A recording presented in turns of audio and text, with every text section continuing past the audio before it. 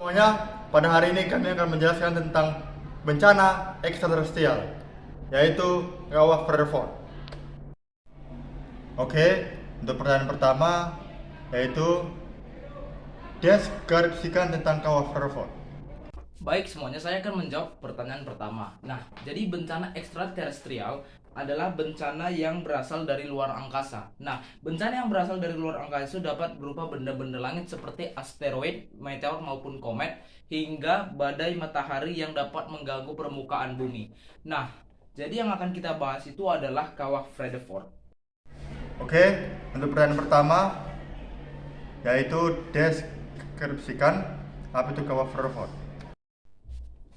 Baik semuanya, pada pertanyaan selanjutnya saya akan mendeskripsikan tentang kawah Rutherford. Nah, jadi kawah Rutherford ini tergolong ke dalam bencana ekstraterestrial yang berlokasi di Free State, Province Afrika Selatan.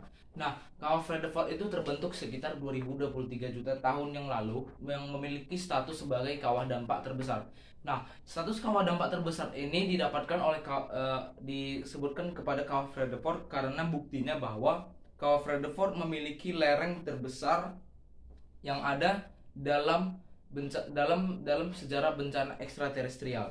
Nah, Kawah Rutherford memiliki diameter sekitar 300 km atau 186 mil dengan area real seluas 30.000 hektar atau 120 mil. Pertanyaan kedua, coba jelaskan apa dampak dari bencana ini dan bukti pendukungnya. Baik, pada pertanyaan selanjutnya saya akan menjelaskan tentang dampak bencana dari kawah Rutherford. Dampak dari bencana kawah Rutherford menyebabkannya adanya asumsi dan perhitungan data korelatif yang menyatakan bahwa benda langit yang jatuh pada kawah Rutherford menimbulkan tingginya deposit platinum atau sumber daya alam tambang di Afrika Selatan. Nah, selain itu, teori ini juga diperkuat bahwa terbuktinya dari 85% platinum yang sudah ada ditambang di dunia itu berasal di Afrika Selatan, terutama di area Free State Province di wilayah Rutherford Crater atau kawah Rutherford. Nah, data ini didukung dengan adanya dokumen dari Perserikatan Bangsa-Bangsa terutama di UNESCO berdasarkan hasil dari IUCN nomor N1162. Apakah ada analisis dari bencana ini dan mengapa itu terjadi? Baik, saya akan menjelaskan tentang analisis bencana dan tahapan mengapa bencana ini bisa terjadi. Nah, analisis bencana terdapat bahwa menyebutkan penabrak yang membentuk struktur tumbukan meteorit di properti yang didominasikan adalah benda besar seperti asteroid dengan diameter 12 km yang memiliki kecepatan 20 km per detik. Nah, tahapan-tahapan dalam pembentukan kawah Rutherford terdapat 4. Yang pertama adalah tumbukan. Tumbukan menghasilkan gelombang kejut yang dihasilkan pada saat terjadinya proses tersebut sehingga terjadinya penggalian kawah sementara dan delaminasi kerak bumi. Lalu tahapan kedua adalah penggalian sementara. Semakin tebalnya hasil dari dampak tumbukan asteroid tersebut terhadap kerak bumi mengakibatkan mulainya ada pelipatan dan perpenyokan dalam permukaan kerak bumi.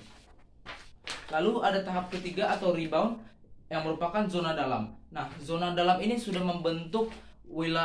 akan membentuk wilayah yang akan nanti kita sebut kawah. Lalu tahapan keempat adalah struktur dampak meteorit yang terkikis menonjol dari bawah sedimen yang lebih baru atau disebut juga the karoo. Lebih baik yang selanjutnya adalah sebutkan bentuk-bentuk penanggulangan dari bencana ini.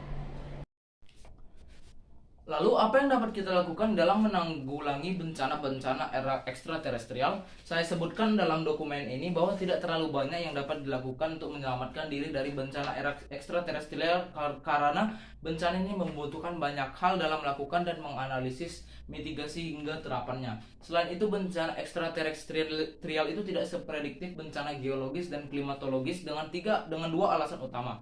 Yang pertama, benda luar angkasa bergerak dalam kecepatan dan pergerakan yang tidak konstan atau tetap sehingga pergerakan benda luar angkasa tidak dapat kita prediksi dengan pasti. Yang kedua, membutuhkan banyak biaya, fasilitas dan analisis dalam melakukan prediksi akan terjadinya sebuah bencana ekstraterestrial di mana tidak semua negara dapat mencukupi kebutuhan tersebut. Namun ada 3 hal yang saya sebutkan dapat membantu menanggulangi bencana tersebut. Yang pertama adalah jika akan terjadi bencana ekstraterestrial, sebaiknya melakukan evakuasi di tahun-tahun atau bulan sebelumnya di evakuasi massal di wilayah yang rentan terhadap bencana ekstraterestrial. Bisakah Anda buktikan peta persebaran bencana ini di seluruh dunia? Nah, jadi di manakah persebaran bencana ekstraterestrial, terutama adanya jatuhnya benda-benda langit? Berdasarkan hasil analisis saya, tidak adanya bencana era ekstraterestrial di Indonesia maupun di kebanyakan wilayah-wilayah Asia. Kebanyakan bencana ekstraterestrial untuk saat ini banyak ditemukan di benua Amerika Utara, benua Australia, dan juga benua Afrika.